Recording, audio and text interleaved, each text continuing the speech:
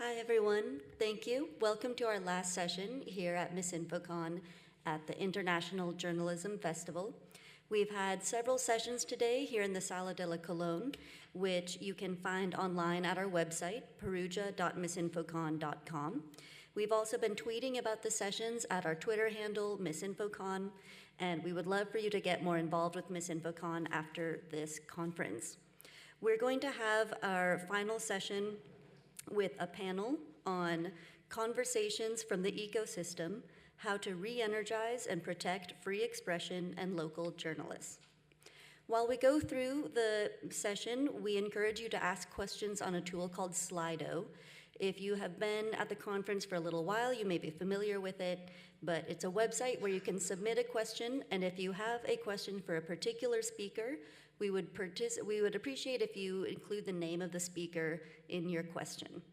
We also would love if you want to tweet about this session or any of our other sessions here at IJF.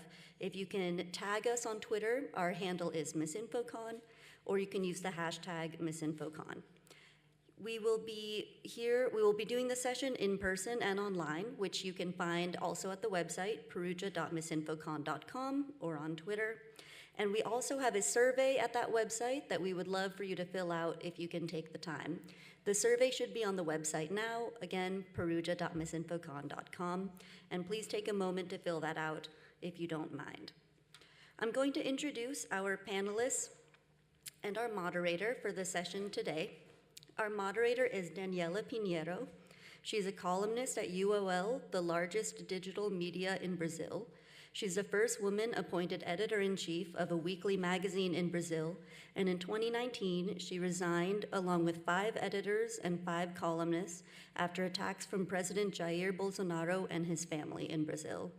She is also a former John S. Knight Fellow in journalism at Stanford University and the Reuters Institute for the Study of Journalism in Oxford. Our panelists include Candice Fortman, Executive Director of Outlier Media, which was founded in 2016.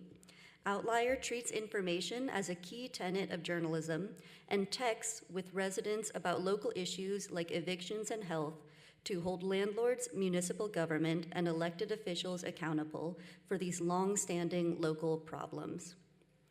Another panelist is Alan Rusbridger, the editor of Prospect magazine. He was previously the editor-in-chief of The Guardian from 1995 to 2015 and the principal of Lady Margaret Hall at the University of Oxford. He also chairs the Reuters Institute for the Study of Journalism and sits on the Facebook Oversight Board. Our final panelist is Wendi Thomas, the founder of MLK 50, Justice Through Journalism, in 2017. Her media outlet aims to carry on the work that Martin Luther King Jr. started, advocating for better living conditions for Memphis residents, focusing on power, poverty, and public policy. So while we're going through the session, again, if you would like to tweet, we would love if you could tag or hashtag MisinfoCon. And if you have any questions, please do use that Slido platform.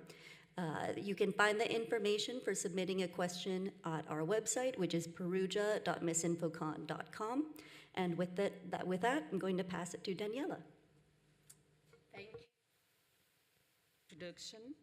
And so, local journalism, regulation, monetization, big tax, oversight board, protect free expression, supported target journalists, many topics to be discussed today by people who have been doing important things for a long time.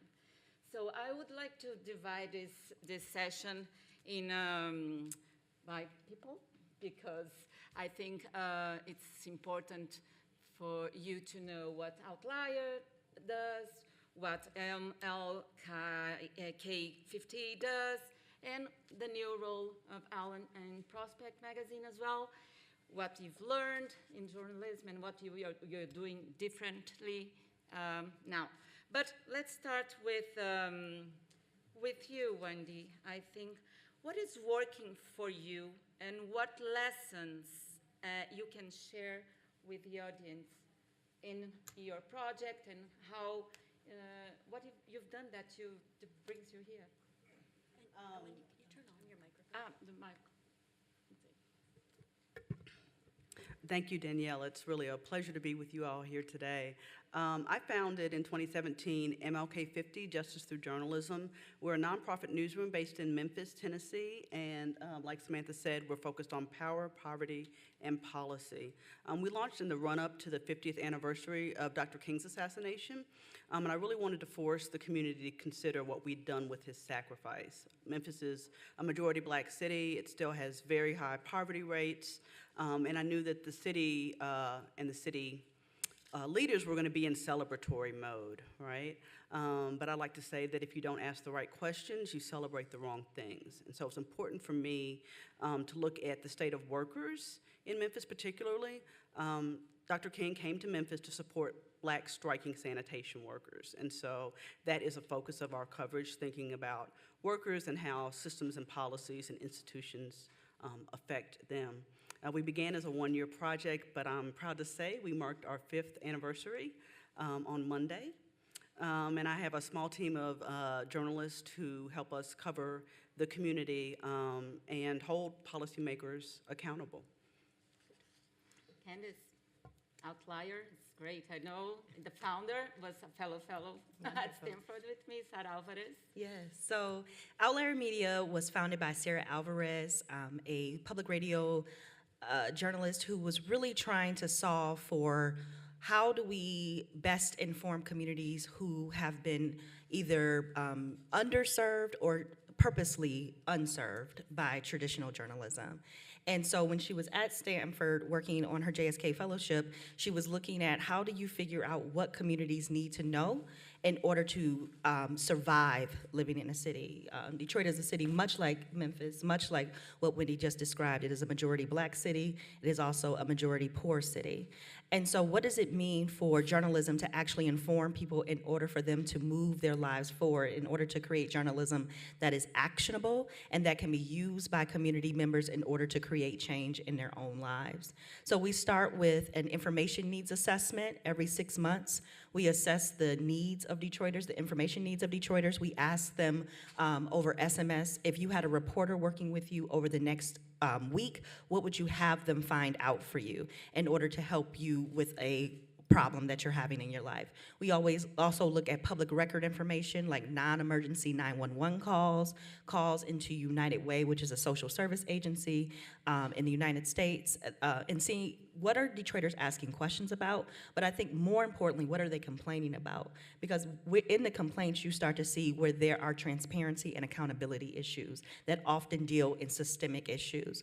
That is how we build our beats of reporting. So every 6 months, our beats change as the information needs of Detroiters change. They don't change that much because systemic issues do not change quickly. And so we also run a text-based news service that allows Detroiters to text us 24 hours a day, 7 days a week, 365 days a year in English, Spanish, and in Arabic to, one, get automated reported information that is put into the system by our reporters, but also to ask questions. So if the automated reporting doesn't answer your question, you can speak directly to a reporter in our newsroom, and within 48 hours, one of our reporters follows up directly with that resident. That is how we do most of our sourcing for our long form and investigative journalism, which is sort of the third leg of what we do. Because when we find that we have a group of Detroiters that are coming to us, we're getting the same question over and over again, that means there's a larger issue that needs to be dealt with, and that's when we use traditional journalism. But it is a model of theory change that in order for me to actually move you ahead personally, I first have to give you information that is actionable, and then we go and do the traditional model of reporting. We are a nonprofit as well, fiscally sponsored currently, waiting for the IRS to approve our 501c3 status every single day. And we are a team of about 10 full-time people and 3 part-timers. And we'll talk more about some other stuff. Right. Yeah. And Alan, you've been in this industry for a long time. What have you learned in these last few years, and what are you doing differently in this Prospect magazine than you have done in all your tenure as editor-in-chief at The Guardian? Well, does anybody here know Prospect magazine? Okay, one person, well done. Two people. So I've moved from editing a paper that began as a daily paper, and then, like my colleagues here, worked round the clock 365 days a year to pump out news by the minute, by the second.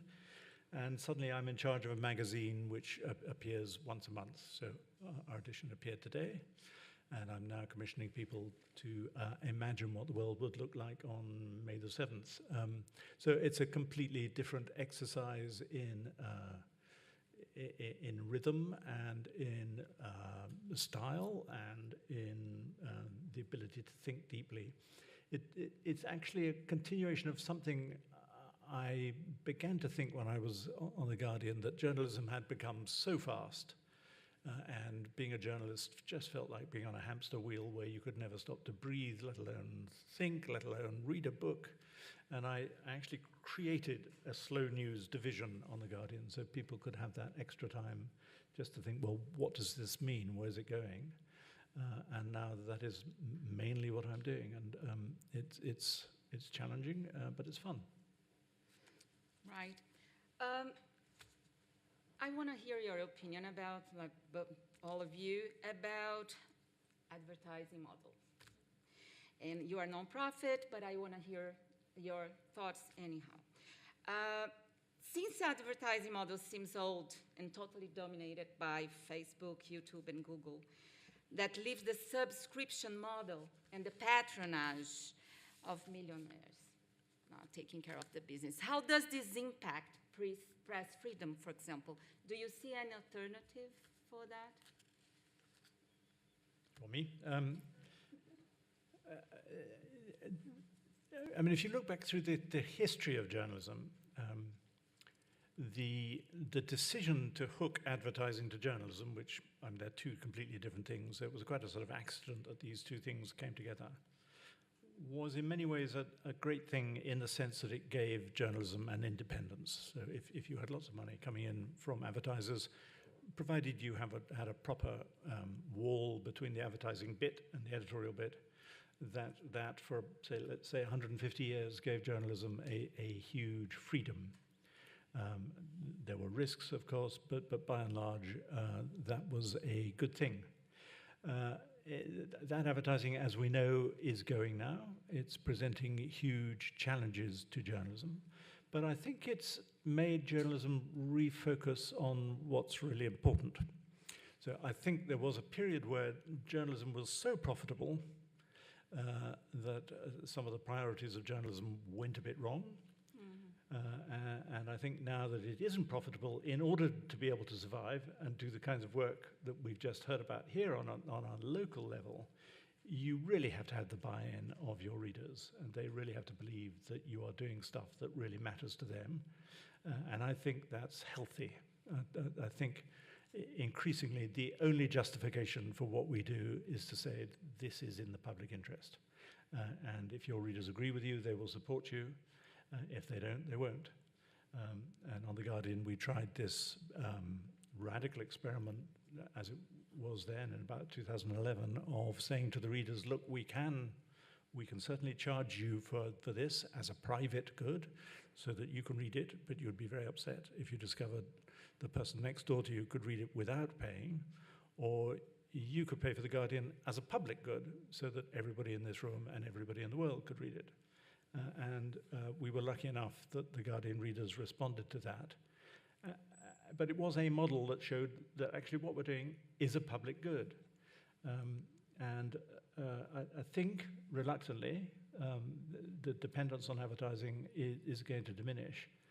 But I think we're learning inspiring stories about how journalism is repositioning itself and demanding to be taken as a public good in the public interest. Do you think it's easy for the audience, for your audience, to understand that, the public good of journalism?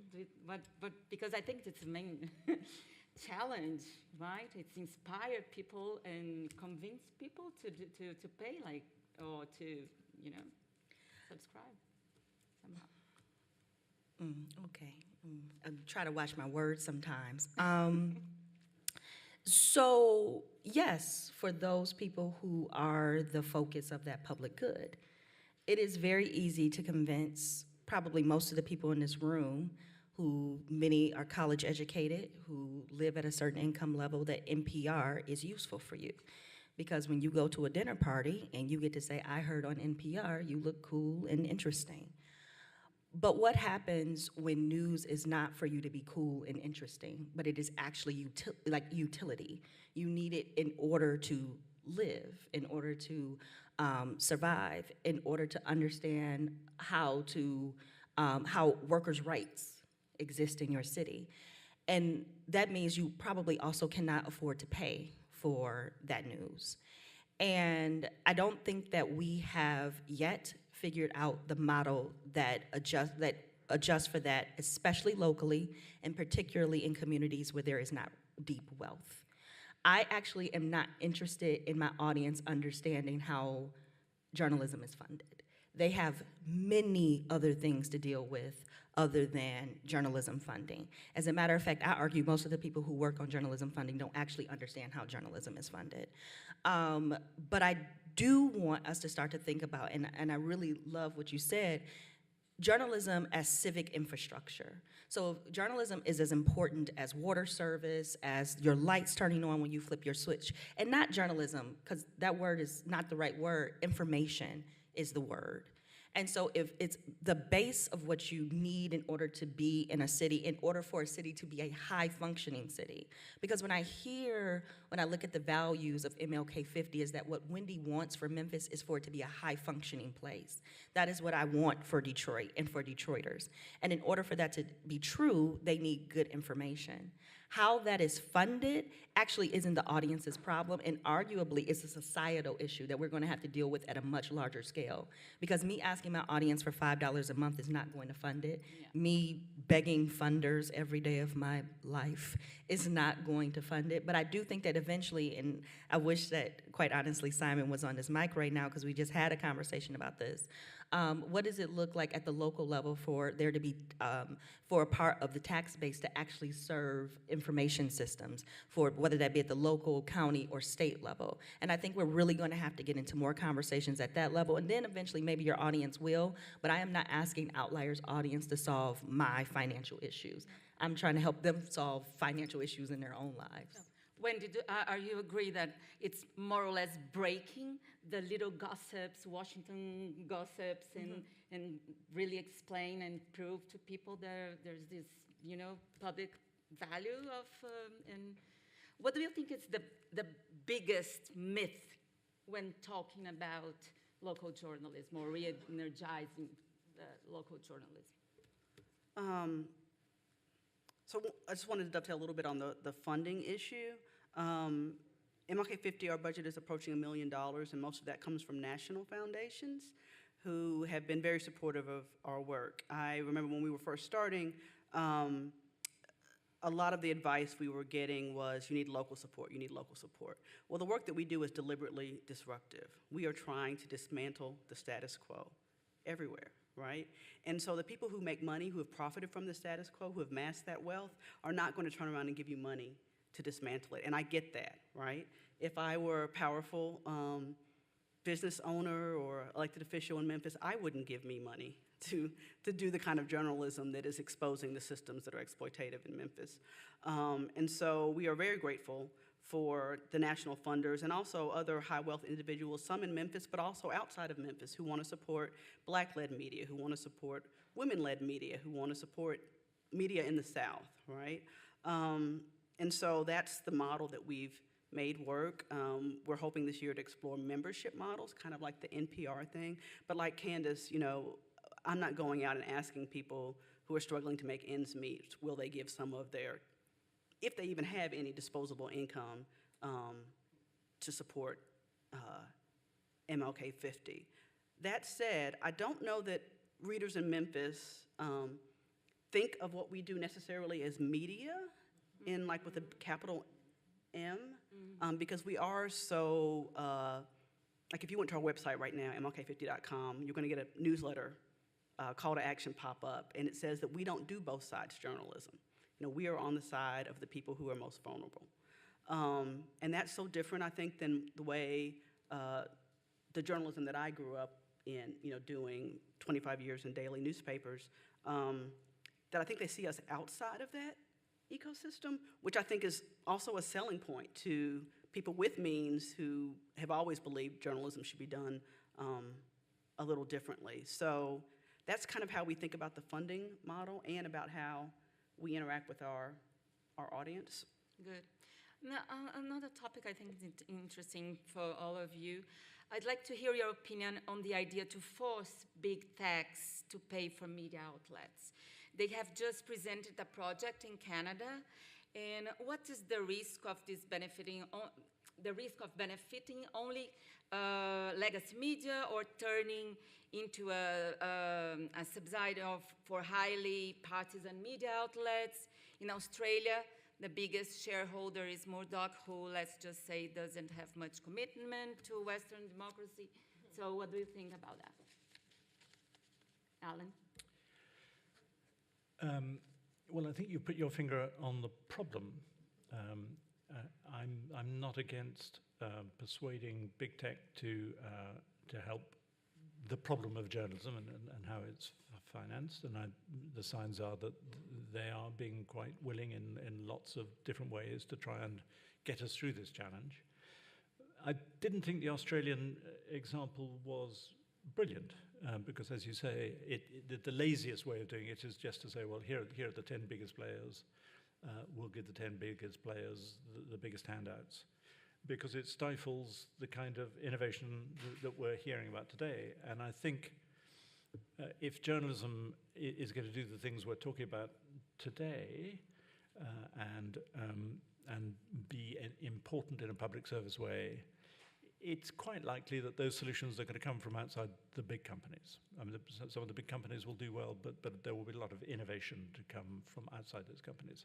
So I think, in the way that Wendi and Candice have described, a very good starting point is to go to citizens, to people, and say, what information is it that you think you need to know?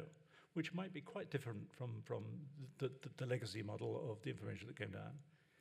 And then the next question is to ask, well, who's best placed to supply that information? And maybe they should get the funding. So, for instance, probably most people in this room would agree it's a good thing to have witnesses in court. The criminal justice system should not happen without witnesses. And yet we know that the old craft of court reporting is dying off because legacy media can't afford to keep reporters in court. That's very expensive work. Well, if society needs reporters in court, why not put that out to tender? And maybe you might apply for it. Maybe somebody else would come along and say, well, we'll establish a business to do court reporting. So that's something that society needs, and then maybe some of that money could go to funding the solution to that need, rather than just saying, oh, there's Mr. Murdoch, we want to keep him happy, let's give him a big slice of money and then he'll get off our backs. What do you think? Thank you. You set me up perfectly for my answer. Thank you very much, Alan. There used to be this group of women in Detroit who volunteered. They were residents of the city. They were all retirees. And they would go sit in Recorder's Court, which is a now closed court in Detroit, and take notes at those court meetings. They didn't have any connection to the people standing there. But there was a law in Detroit that you could not take a pencil into a courthouse if you were on trial. So you couldn't take your own notes. So they would take the notes for those people and then give them to them after the trial was over so that they would understand what had happened. Because if you can imagine, if you're on trial for something, you might not remember what just happened to you. It's a kind of traumatic event. And I think about that all the time as a part of like the City Bureau model. For those of you who don't know, City Bureau is an organization in Chicago that has been around for, I think, about 7 years. They have a program called Documenters, where they train residents of Chicago and now many other places, including Detroit, to go to public meetings. They train and pay residents to go to public meetings, to document those public meetings in notes, also in tweets. And those notes are then edited by reporters across the city and made a part of the public record for people to use for journalism, for community meetings, for whatever you might need to know what happened at a city council table. And so when I think about that model of like participatory journalism, those models existed before we got here. So those women were doing that work long before City Bureau ever existed. And nobody asked them to do that work. They saw a need and they filled it. And now we have City Bureau coming in and putting structure behind it. And I think the next phase of that is to, and it is gonna be a terrible thing, this a terrible example when we say it anyhow, is for us to think of ourselves like Robin Hood. And so how can I take money from people who probably wouldn't do great things with it, we were talking about this earlier, if left in their own hands, and utilize that in order to build systems like court reporting or city council reporting. We take money all the time from people who have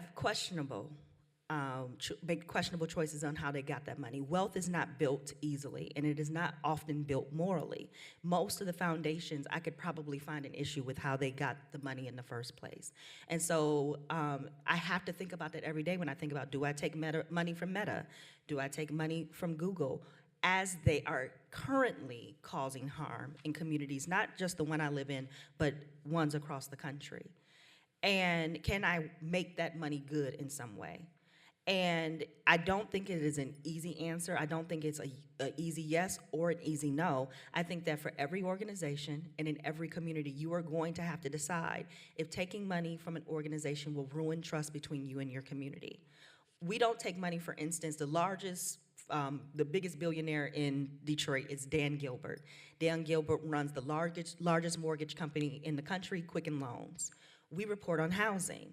We cannot take money from Dan Gilbert because there is a solid chance we will be reporting on Dan Gilbert. That is really difficult for me because one of my dear friends is the VP of Community Giving for Quicken Loans. It would be very easy for me to make that call, but it also would absolutely destroy trust between the people we serve and our newsroom.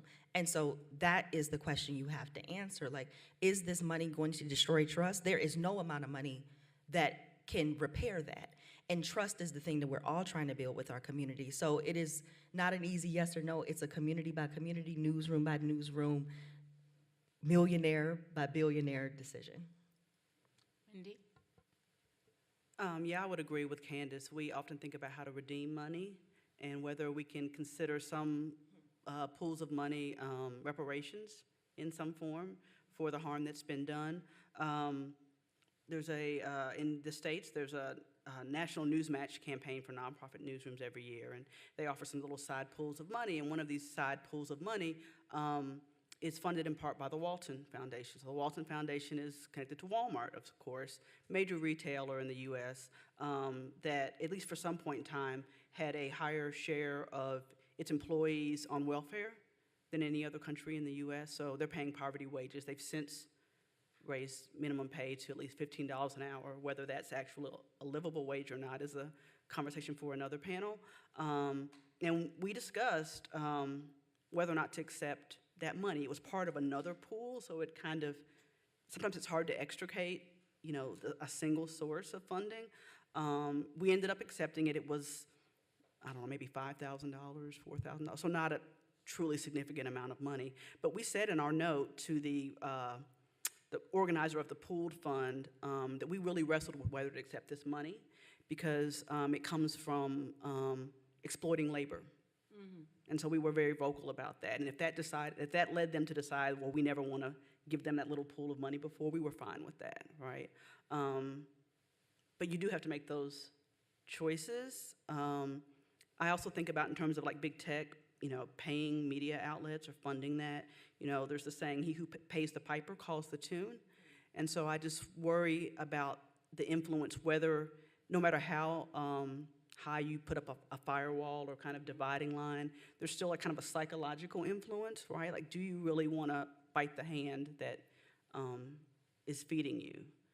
So far, we haven't gotten significant enough money or an offer of money for us to have to wrestle with that question with any of these big tech companies. But yes, it's an issue. Just to remind you that we are getting questions on Slido. If you want to send us any questions, please, and Samantha is taking them here. I would love to hear good examples you guys are doing your outlets, like practical examples. For example, how do you guys retain talents, for example? Do you offer good salaries, make them partners, shareholders, a week of 4 days or something? You know, like a trip to Maldives, what you are doing to keep good people with you? We don't have that kind of funding yet, but we'll work on it. That's the next on my list of things to do. I think a lot about how you build a newsroom. So, you know, I think for me, I've really enjoyed, even through the many challenges of being able to build something fresh, because I'm not dealing with anybody else's old policies, and I get to be really thoughtful about how we build this news organization, not just to retain talent, but to honor the talent that is currently in our building. The people who work for us are incredibly talented, and they can go anywhere else and work for any news organization in the country, and I believe that wholeheartedly, and likely make more money. But I do know that the policies we have in place really think about the whole person. They consider their whole lived existence. And so, for instance, right now we're writing a book leave policy. So if someone on our team wanted to go out and write a book, how do we support that? How do we help them find a publisher for that book? How do we help them keep their health care while they're out on book leave? We have a sabbatical leave policy. After 3 years working for the organization, Sorry, you get so what's the average age of your employees? Uh-oh, because now you're about to make me tell on people. I would probably say the average age is 38. 35, somewhere between 35 and 38. A sabbatical leave policy. Many of the people who work in our newsroom came from newsrooms where there was a lot of harm done to them as professionals. There are actually people I have not hired because I knew that we did not have the capacity to care for those people emotionally the way they needed to come after leaving a newsroom. And I really want us to think about what that means. Like, that means that there are people who cannot get money because I probably would have had to give them 3 months off before they ever started in order to just reset and come back into this work. That's an ecosystem issue. So I can do a lot of great things in our newsroom. We can build great policies, we can build new newsrooms, but if the ecosystem is still harmful, that still impacts me. Because that means that when folks are coming to me, they're coming to me harmed and abused by other folks. But I think the other thing is that we have a pay scale. So nobody in our organization makes 20% more than anybody else, top down. Our interns make the same rate as our part-timers. That's $32 an hour. Our Salaries are a secret, or no, everyone is fully aware. I make $90,000 a year. Right. And so does Sarah, and so does our managing editor, so does our development director. Actually, one of our employees makes more money than me. Those are difficult. I mean, some of this is about money, right? Some of this is about money. That 20% is about making sure that there's nobody in this organization, because often the people who are part-timers are working just as hard as I'm working. They're not doing it. I can't do my job without their work. And so pay is incredibly important to us, and it is why Sarah and I have been really resistant at taking more money, because I have 2 part-timers, for instance, that really need to be full-time. It would be ridiculous for me to take a salary increase before those folks are at full-time. So that is my work. Like, part of my, impact, part of my KPIs for myself is, was I able to raise enough money to get these people up to full-time? If that's not true, I actually don't deserve any more money because I didn't do my job. And so it's a very different way to think about how to run an organization. I am not getting wealthy doing this work. I think my wealth comes in the next life, I guess. But I also sleep really well at night. Good. It's a really change. And I'm sorry, I'm just going to interrupt for a moment. I should have said earlier, if you are submitting questions on Slido, we have had a series of codes throughout the day, and the code for this session is 04075. That's because it's our fifth session of the day, today, April 7th. So if you are submitting a question, please use that code. The information should be on the website, perugia.misinfocon.com. But the code that you should enter on Slido is 04075. Again, you don't have to memorize it. I think you can find it on the website.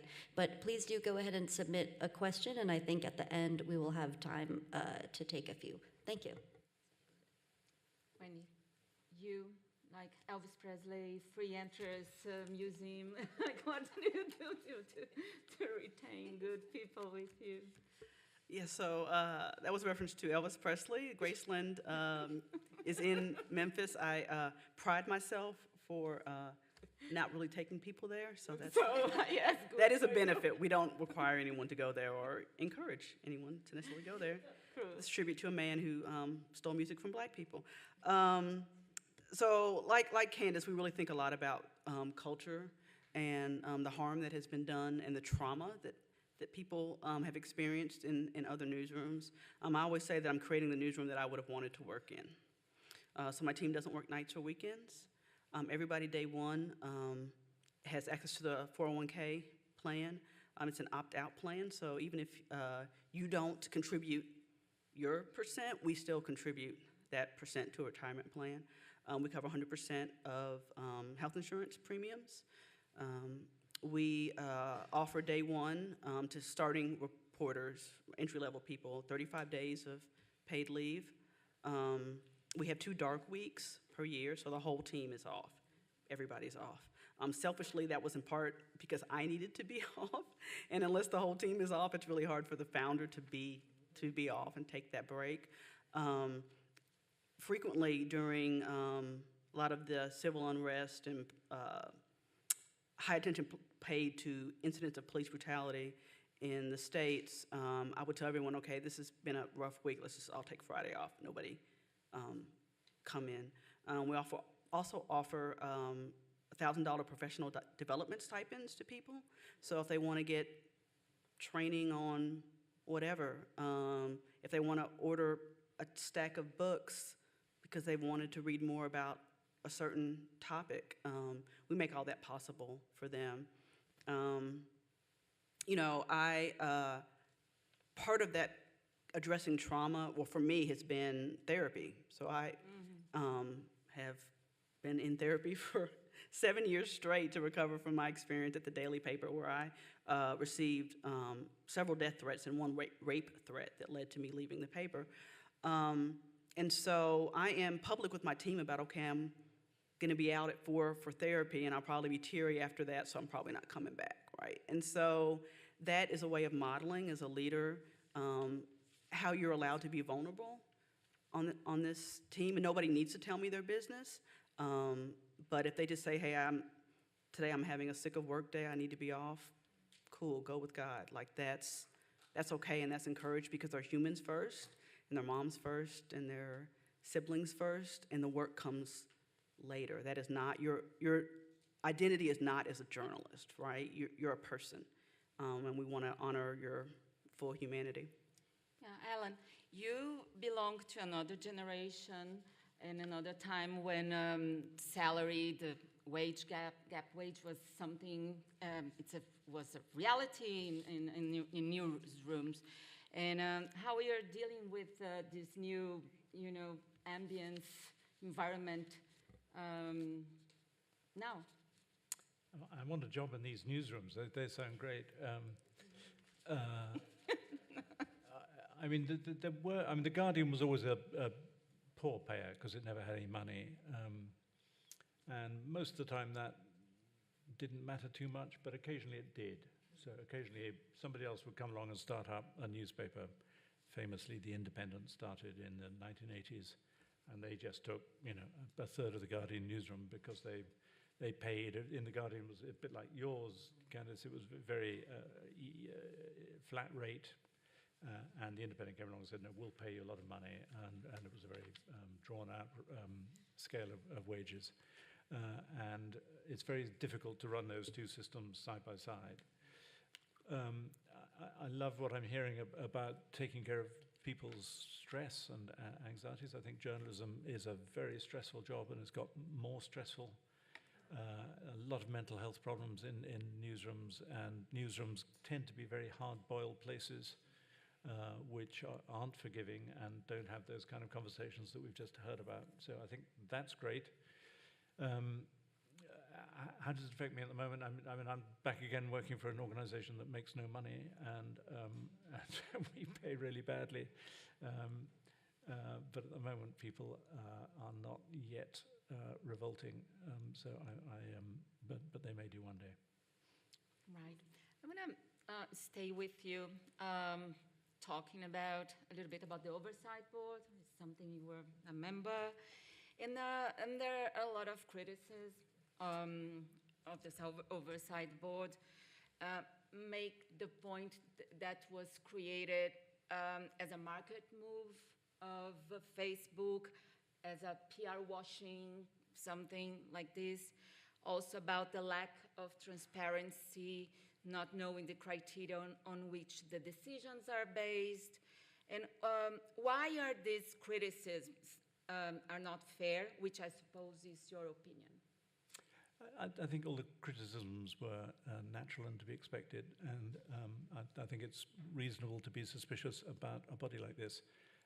And the only way we can prove that it's a reasonable and worthwhile thing to be doing is through the work that we do. So at the moment, we've published about 20 judgments. I haven't seen any real criticism of the judgments we do, because I think they're really good and they're really thorough, and they're being produced by very knowledgeable people. And we're now doing a series of what are known as policy advice opinions. So we're working on one at the moment on what is known as cross-check, this revolution that came out of the Trump verdict, that there was a kind of two-tier system of moderation within Facebook. Now, we've been working on that for about 3 months, and I think that report will be really interesting, because we can sit down with Facebook and demand information that they're pretty much obliged, not totally obliged, but pretty much obliged to give us. And I think we are discovering things about Facebook and the way that it works that have not been exposed in public before. And so I think that's the way with the people, you know, in 2 or 3 years' time, people will either say, well, here is a board that is doing really valuable work in transparency, because Facebook is not the most transparent of companies. And it is improving the way that Facebook works, and setting a kind of model, you know, all the way around the world at the moment.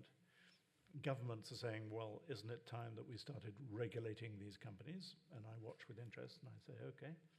I mean, in Britain, we've got at the moment a bill going through Parliament that would make the media regulator, Ofcom, regulate all internet content. Well, welcome to my world, because I think you're going to discover this is a very complex business to be doing. And I suspect that you'll want to come and look at the work we're doing, because in a way we're trailblazing for the kind of work that if people want to go down that regulatory road, we'll have to do. So in answer to your question, Daniela, I think all those questions are good questions to ask, and people ought to hold our feet to the fire. But we you know, give us 2 or 3 years to produce a body of work, and then judge us on that. But no renew on the board? And if yes, when it will happen, there will be the same people there? There is a... There are currently 20 people on the board.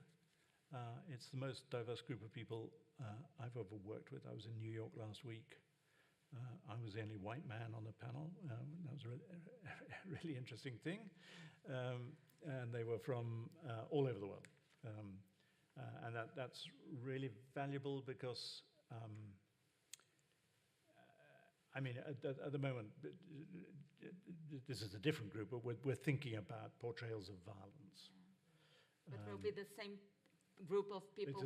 That's a different group of people, but it's really interesting if you're thinking about when is it reasonable to show dying people, dead people.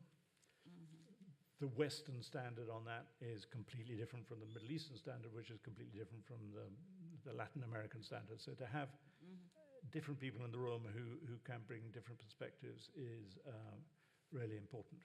We're about to beef up, and we'll end up, I think, with about 30 people. And we rotate. I think we're up for reappointment every 3 years, and with a maximum term of 3 terms. Okay, right. So we have questions from the audience. Samantha, do you want to share with us? We have like 15 minutes left, so, and I have some other questions as well. Okay, we're going to share some questions from the audience via Slido. Before we get to the questions, I just want to give one last reminder for our survey, which is at perugia.misinfocon.com. We would really appreciate your feedback about this session and any other sessions you may have attended today, so that we can put together even more awesome, engaging conference panels together for you in the future. We also have sessions still available to watch from our last conference at MozFest, which you can find on the MozFest Plaza website, but please do check out that information at perugia.misinfocon.com. Our first question is, how can you bring these ethos of self-care and fairness around pay to the rest of the news ecosystem? Oh, sorry, I shouldn't laugh at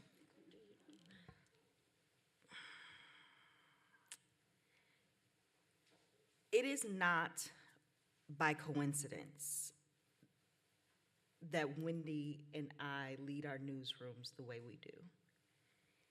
It is deeply a part of who we are as people and our experiences, both in newsrooms, but also in the United States as Black women. And in order for, and I'm sorry to speak for you, I don't know, okay. I could not imagine running this newsroom as a Black woman in any of the ways that I have been treated in all of my work environments that were led with capitalism as the only goal in the room. And because I want to live in a healthy community, Outlier's first goal is for Detroit to be healthy. That would be ridiculous for us to then run an unhealthy organization. We cannot hold anyone else to account to things that we can't ourselves produce. And so a lot of this is just about, for me, reaching back into the community that raised me. A lot of what I do at Outlier are things that I learned how to do watching my mother be Block Club president. They are ways I learned how to exist being raised in a Baptist church, where everybody was in some form of care for you, right? Like everybody was your mother to some degree. And I think that the only way I know how to spread that throughout the ecosystem is to do what we do and to have folks want to come work for us, as opposed to other places because of those policies, because of the way we treat people.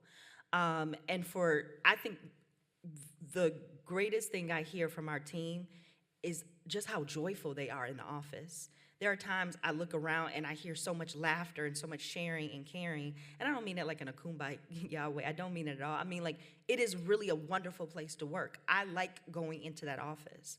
I like my colleagues a lot.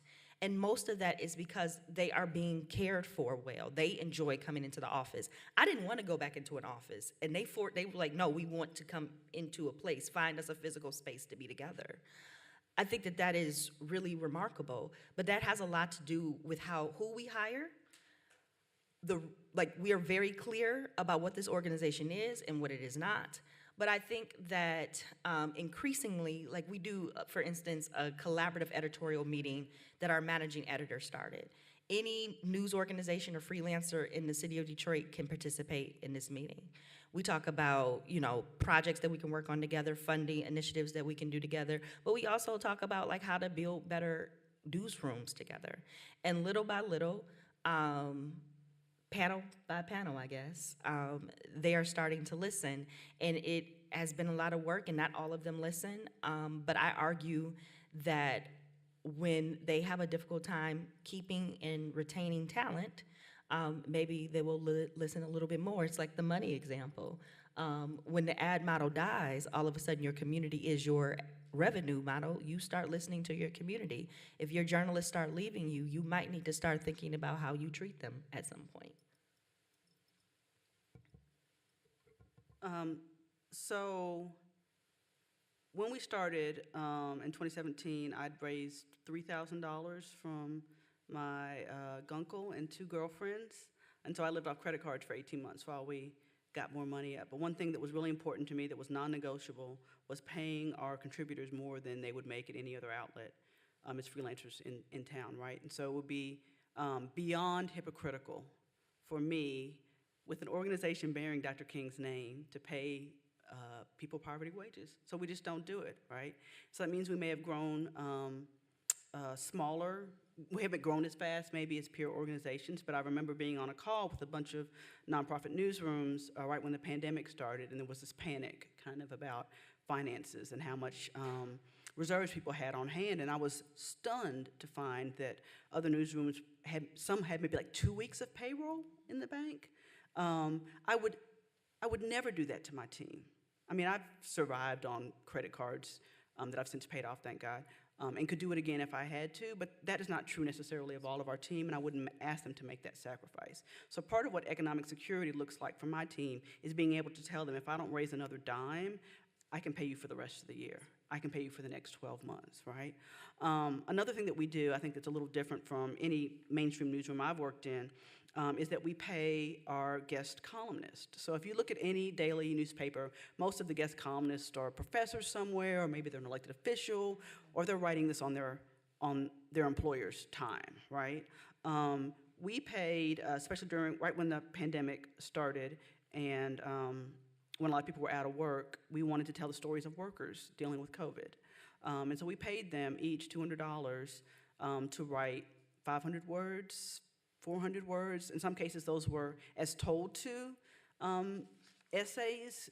Maybe they're not a writer, and so we paid the freelance writer that did it, and then also the contributor. It was just a token amount, but it was a way to say that your lived experience has expertise, your time has value, and we're not going to be extractive from you in that way. Journalism is extractive in a lot of ways that we try to counter for, but sometimes can't. But that was just one way, to live out our core values. Do you have another question? Another question is, the American public is outspoken about diversity and the disappearance of local journalism, less so for Europe. Do you have any advice for this mostly European audience on those issues? Ellen, as an European, or not anymore?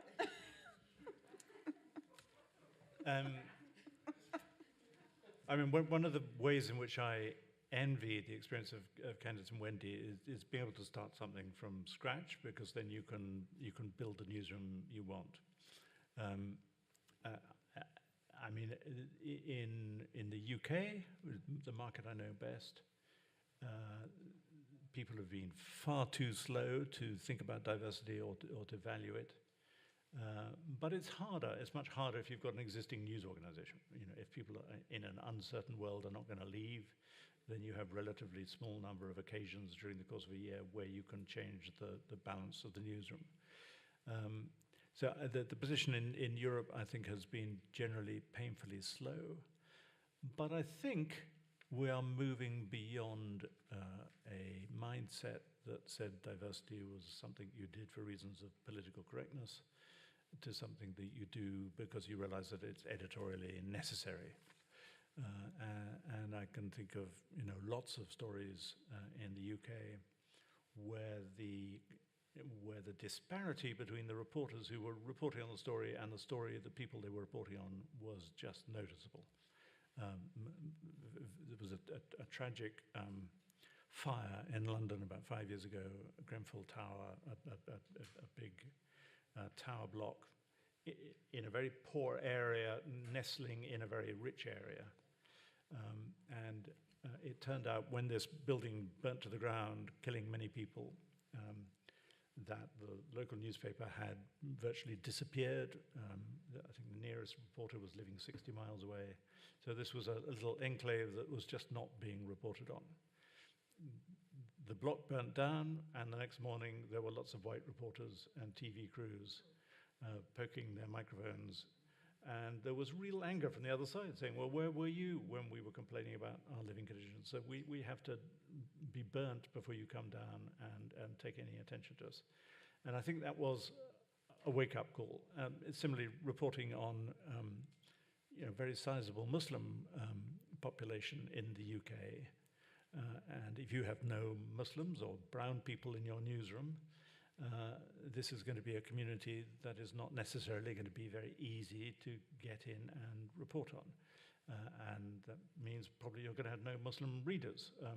So I think that people are linking up the dots between the integrity of the journalism, the fact that you can't do it as well as you should be able to do it if you haven't got the right staff, and the fact that actually people are not going to read you if they don't feel that what you're writing about is relevant to their lives or is listening to them.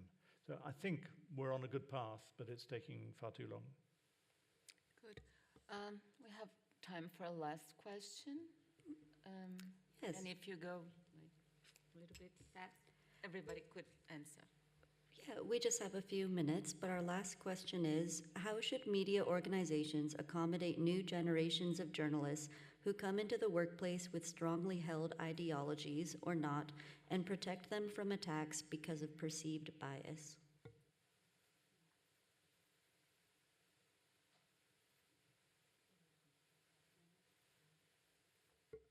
So I think we all have biases.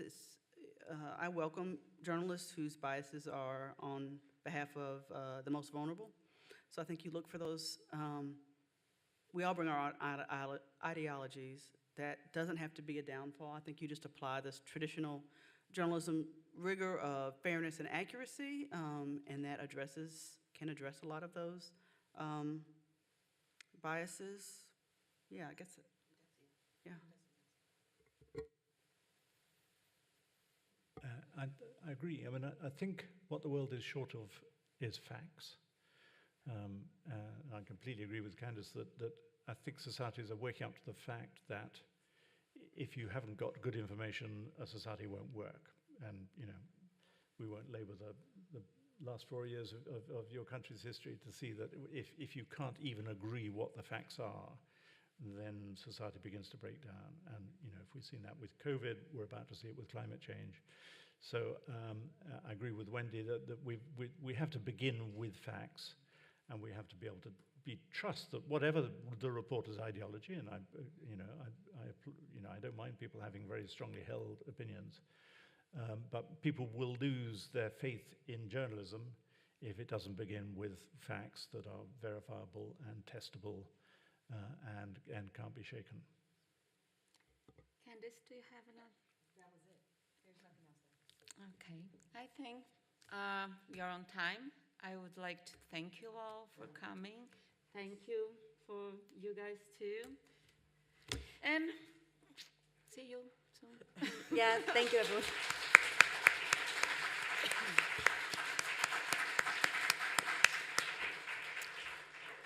If you would like to get more involved with MisinfoCon, you can find us at misinfocon.com. One of our main organizers, Ahmed Median, is here in the audience today, and he'll be here if you want to have any questions. Thank you, everyone.